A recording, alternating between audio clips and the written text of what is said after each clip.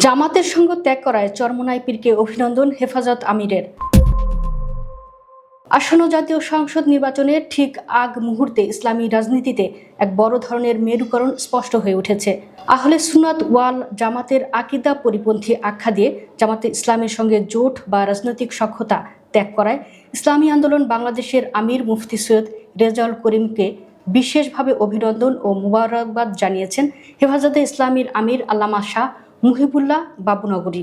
গতকাল মঙ্গলবার গণমাধ্যমে পাঠানো এক বিবৃতিতে তিনি এই অভিনন্দন জানান। হেফাজত আমিরের এই বিবৃতি কওমি ও দেওবন্দি ঘরানার ইসলামী দলগুলোর মধ্যে নতুন করে ঐক্যের বার্তা দিচ্ছে বলে মনে করছেন বিশ্লেষকরা। বিবৃতিতে আল্লামা শাহ মুহিবুল্লাহ বাবুনগরী পীর সাহেব চরমোনাইয়ের সিদ্ধান্তকে সাহসী পদক্ষেপ হিসেবে উল্লেখ করেন। তিনি বলেন, আমরা হেফাজতের পক্ষ থেকে 5 আগস্ট পরিবর্তিত বাংলাদেশে সহি আকিদা বিশ্বাসী উলামায়ে কেরামের তত্ত্বাবধানে ইসলামপন্থীদের বৃহত্তর ঐক্য গড়ার লক্ষ্যে কাজ করেছি। আমাদের স্পষ্ট আহ্বান ছিল মওদুদিবাদী জামাতকে বাদ দিয়ে এক হতে হবে। ইমান ও আকিদা বিসর্জন দিয়ে কারো সাথে জোট না করার বিষয়ে আমরা সতর্ক করেছি।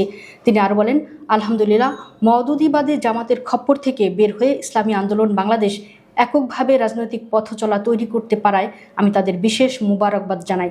ইসলামী রাজনীতিতে হকপন্থীদের এই একক পথ চলা খুবই প্রয়োজনীয় ছিল।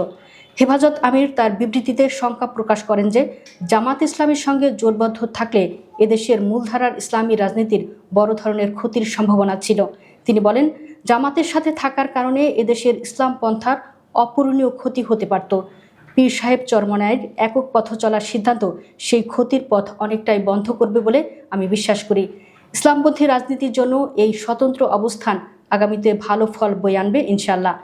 বিবৃতিতে হেফাজত আমির আগামী নির্বাচনকে কেন্দ্র করে সংগঠনের অবস্থানও পরিষ্কার করেছেন। তিনি জানান, হেফাজতে ইসলাম বরাবরের মতোই কোনো নির্দিষ্ট রাজনৈতিক দলের পক্ষে সরাসরি অবস্থান নেবে না, তবে তিনি ভোটারদের প্রতি পরোক্ষ নির্দেশনা প্রদান করেন।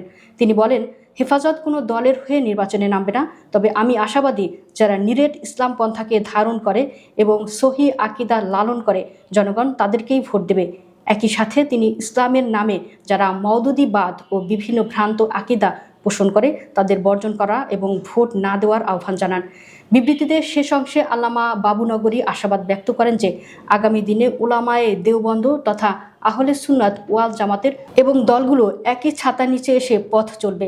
জামাতমুক্ত ইসলামী রাজনীতির যে ধারা চরমোনাই পীর শুরু করেছেন তা ভবিষ্যতে আরও সুসংহত হবে বলে তিনি মনে করেন।